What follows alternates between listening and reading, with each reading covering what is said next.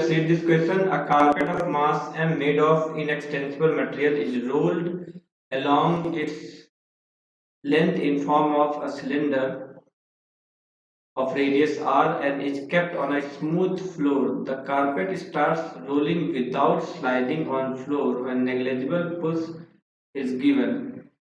Calculate horizontal velocity of the axis of cylindrical part of the carpet when its radius reduces to r by 2. तो बेटे अब ये एक simple सा और प्रैक्टिकल लाइफ से रिलेटेड सवाल है। जैसे हमारे पास एक कारपेट है, उसमें कुछ इस तरीके से ऐसे इसको वाइंड अप कर रखा है। ये जब रोल करता है तो रोल करके ऐसे बेटे फेंकता है और इसका रेडियस थोड़ा कम हो जाएगा, राइट। तो पहले अगर इसका रेडियस आर था तो अभी इसका रेडियस आर बाई 2 हो गया, राइट। तो अपन लोग को बात करनी है कि इसका मास क्या होगा।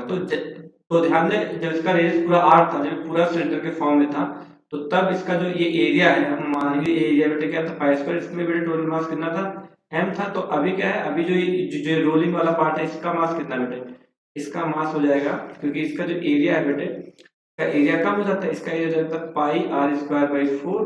तो क्योंकि एरिया कम हो गया तो मास भी m बाई 4 हो गया, राइट। और अब बेटे इसमें हमें क्या करना है, बहुत ही सिंपल तरीके से we just need to apply energy conservation, ठीक है। तो इनिशियली हम क्या करेंगे भाई, mechanical energy initial is equal to mechanical energy final, बस।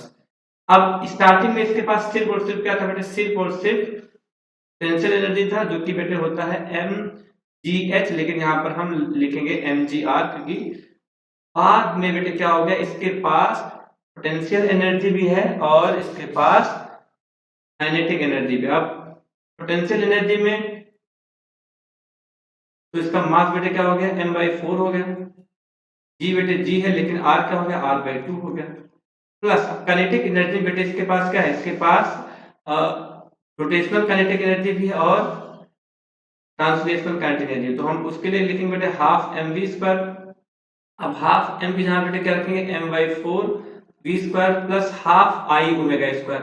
अब सिलेंडर का हाफ आई, सिलेंडर का आई क्या होता है बेटे, एम आर स्क्वायर बाई 2 होता है। तो यहाँ पर m की जहाँ पे क्या है बेटे, m बाई 4 है और बेटे r square m r square by 2 है।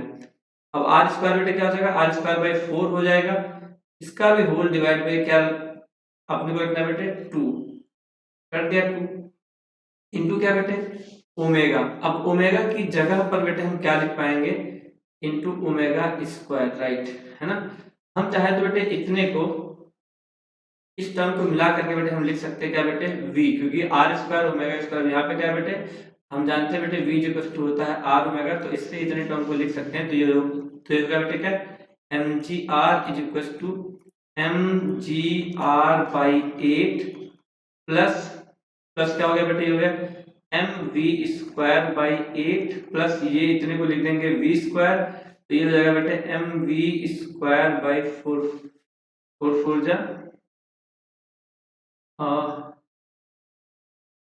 4 जा 16 हो जाएगा बेटे। ये यहाँ से बेटे आप सॉल्व करोगे तो v की वैल्यू बेटे आ जाएगी अंडर रूट 14 gr बाई 3, और यही आपका आंसर है, ठीक है। I hope you understand it well, thank you.